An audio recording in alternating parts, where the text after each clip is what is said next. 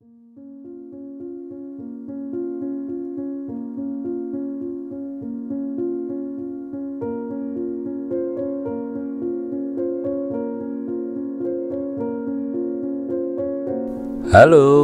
salam jumpa lagi dengan saya.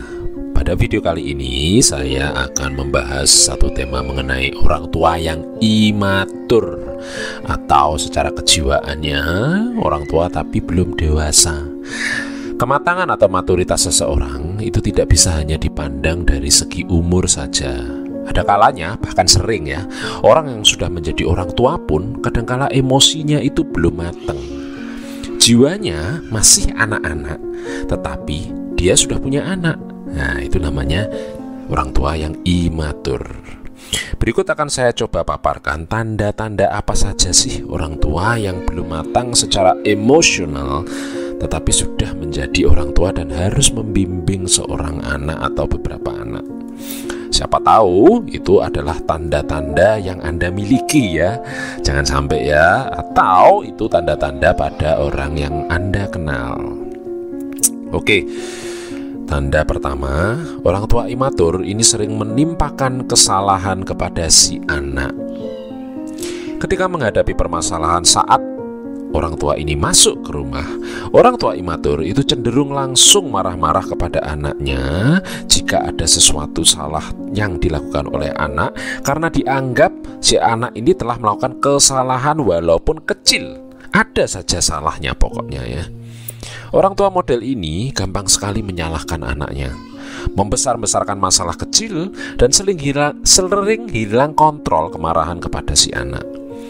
Walaupun masalah sebenarnya adalah masalah mereka, misalnya masalah di kantor, bukan masalah si anak, namun yang kena imbas emosi adalah si anak yang melakukan kesalahan kecil. Anak pun akhirnya menjadi korban kemarahan akibat permasalahan dari orang tua itu sendiri.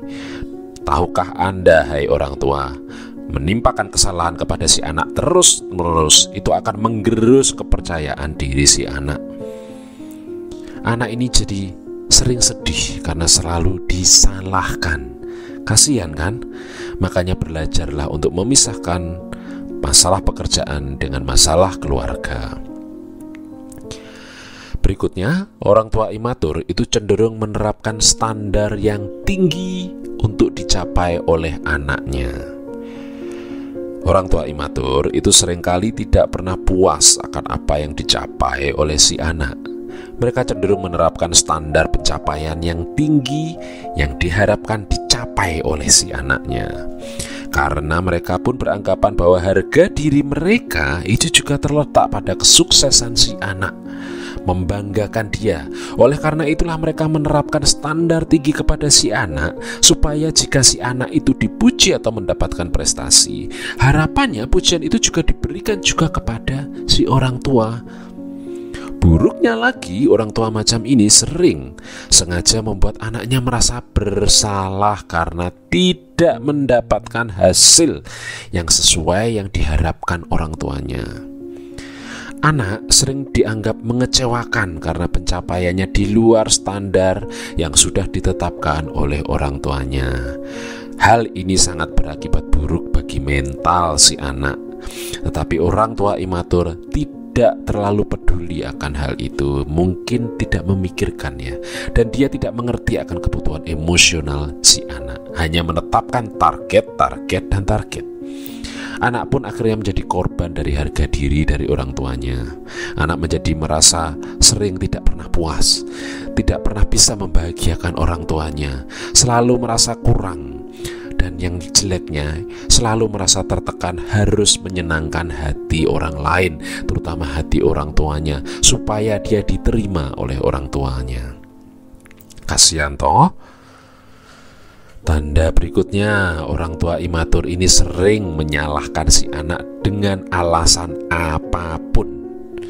Apapun kesalahan yang terjadi di rumah, menurut orang tua imatur, hal itu bukan kesalahan orang tua, melainkan kesalahan dari si anak tersebut. Orang tua yang imatur cenderung selalu merasa benar, tidak pernah merasa salah. Dia merasa paling harus diutamakan dan merasa paling bijaksana menurut mereka sendiri.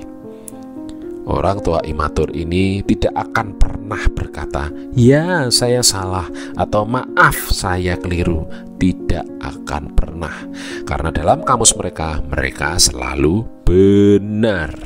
Mereka tidak bisa melihat bahwa mereka bisa saja salah. Parahnya, mereka merasa bahwa mereka tahu semuanya, mereka paham semua masalah.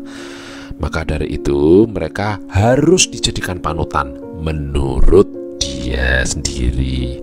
Anak akhirnya menjadi korban dari dominasi orang tua, yang akhirnya menyebabkan si anak ini menjadi anak yang tidak bisa mandiri karena takut salah terus-menerus.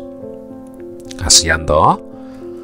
Tanda berikutnya, orang tua imatur ini terlalu mengontrol anaknya. Orang tua model begini biasanya kaku dan keras kepala. Mereka punya idealisme sendiri yang menurut mereka idealismenya itu baik dan memaksakan idealisme mereka ke anak-anaknya. Mereka nggak mau si anak mempertanyakan maksud orang tuanya. Mereka maunya si anak harus setuju akan kehendak atau keinginan atau petunjuk dari orang tuanya. Diajak diskusi susah berarti ya. Anak pun menjadi korban keras kepala dari orang tuanya, yang membuat kepercayaan diri si anak ini terganggu karena orang tuanya sering menghakimi, terlalu mengontrol target ini, mengontrol ketentuan ini, mengontrol semuanya. Oke, jadi kasihan ya si anak ya. Tanda berikutnya, orang tua imatur ini mempunyai level stresnya rendah. Orang tua imatur ini cenderung tidak bisa fleksibel dalam menghadapi tekanan di rumah. Misalnya suara anak-anak yang menonton ketika dia lagi bekerja, pekerjaannya dibawa ke rumah. Mereka cenderung tidak mampu beradaptasi dengan lingkungan dengan baik. Baik itu lingkungan di kantor pun juga mungkin demikian ya. Yang akhirnya cenderung marah-marah jika situasi rumahnya tidak sesuai yang dia harapkan ketika dia datang ke rumah. Menimpakan emosi atas keramaian anak yang masih wajar adalah salah satu pemaksaan emosi yang tidak natural. Sadarlah hai orang tua bahwa anak-anak memang seharusnya mereka menjadi anak-anak sesuai umur. Mereka belum waktunya menjadi dewasa. Kitalah yang harus mengerti bahwa anak-anak itu kadang-kadang memang ramai. Mereka akan dewasa dengan waktunya, dan mereka akan dewasa dengan baik jika kita, para orang tuanya, yang membimbing dengan baik. Oke, itulah tadi beberapa contoh ya dari orang tua yang mentalnya masih belum level menjadi orang tua tetapi sudah mempunyai anak. Orang tua semacam ini perlu belajar menjadi orang tua yang baik. Apapun alasan mengapa mereka dulunya mempunyai anak, tetap tidak membenarkan perilaku yang menyamakan si anak sebagai tempat sampah emosi mereka. Kasihan ya. Menjadi orang tua itu anugerah, amanah, dan berkat. Tidak semua orang diberi anugerah menjadi orang tua loh ya. Bimbinglah anak-anakmu menjadi anak yang baik. Belajarlah menjadi orang tua yang baik. Dan jika kamu merasa kamulah orang tua yang seperti di video tadi, belajarlah kembali menjadi orang tua demi kebaikan anak-anakmu. Waktu tidak bisa diputar kembali lagi loh ya. Oke, baiklah demikian video saya kali ini. Mohon tuliskan pengalaman Anda di kolom komentar jika Anda mempunyai pengalaman yang sama ya. Jangan lupa subscribe, like, dan share jika memang menurutmu video ini cukup membantu. Sampai jumpa di video berikutnya.